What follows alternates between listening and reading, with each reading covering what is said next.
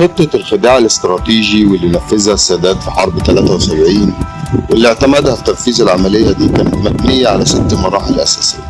لكن قبل تنفيذها بحوالي 1.5 سنة بدأ يعمل شوية إجراءات عشان يضمن نجاح العملية دي والانتصار فيها. إيه هي بقى الإجراءات اللي تمت في خلال 1.5 سنة واللي خلت السادات يتخذ قرار الحرب؟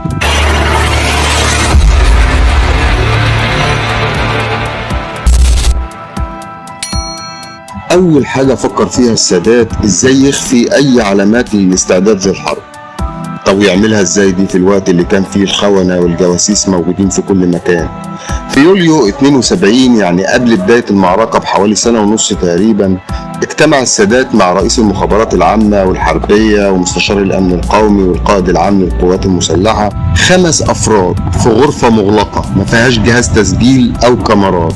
قال لهم اللي هيتم في الغرفة دي يا أولاد مفيش مخلوق يعرف بيها. تخيلوا أول حاجة اتكلم فيها السادات في الاجتماع السري ده إيه هو؟ الأسلحة؟ لا. المعدات؟ لا. القطع البحرية؟ لا. الضباط والجنود؟ لا.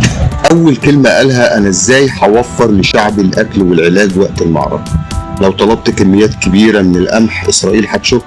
الدول المناهضة لإسرائيل كمان هتمتنع في تصديره لينا. أمر رئيس المخابرات العامة إنه يسرب معلومات من خلال جواسيسنا إن بعض صوامع القمح غمرتها المياه أثناء أمطار الشتاء، وقال له ما تقلقش أنا هشوف موضوع الصحافة ده بعدين عشان يأكدوا المعلومة دي قدام العالم.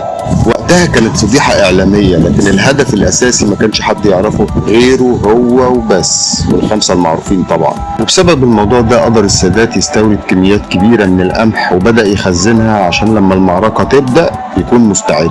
تاني حاجة قال لهم اعلنوا ان مستشفى الدمرداش فيها ميكروب وتلوث واخلوا المستشفى من المرضى، وانا هبعت لكم ضباط اطباء من الجيش عشان يبان الموضوع مهم وكبير. وابدأوا تطهير المستشفى وصرحوا للصحافة وقولوا ان مصر لديها مخاوف من ان يصل هذا التلوث الى مستشفيات اخرى. وبرضه بسبب الموضوع ده قدر السادات يستورد كميات كبيرة من الألوان. طب هيعمل ايه لو النور قطع وقت الغرام؟